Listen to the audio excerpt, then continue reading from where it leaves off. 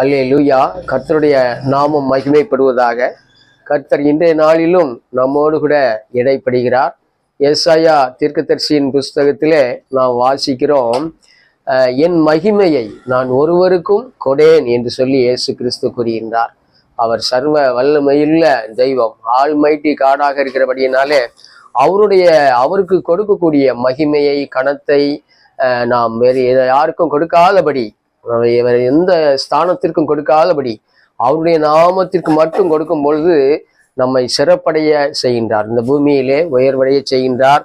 அதனை நாம் உணர்ந்து கொள்ள வேண்டும். ஏனென்றால் சர்வத்தையும் படைத்தவராக இயேசு கிறிஸ்து இந்த பூமியிலே விளங்குகிறபடினாலே அவருக்கே கனம் உண்டாகும்படி, அவருக்கே மகிமை உண்டாகும்படி நாம் செயல்பாடுகளிலே காண்பிக்கும் பொழுது மேன்மேலும் நம்மை ஆசீர்வதிக்கக்கூடிய தெய்வமாக இருக்கிறார்.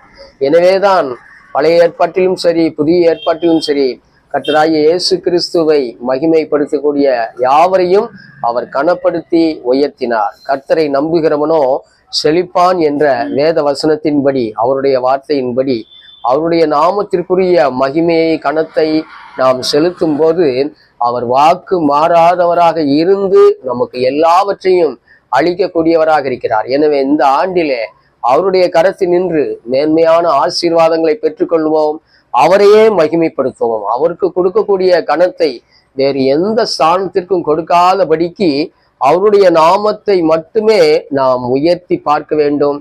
அப்பொழுது நம்முடைய வாழ்க்கை தரத்தையும் உயர்த்தி நம்மோடு கூட இடைப்படக்கூடிய தெய்வமாக இருக்கின்றார். அல்லேலூயா, ஆமென்.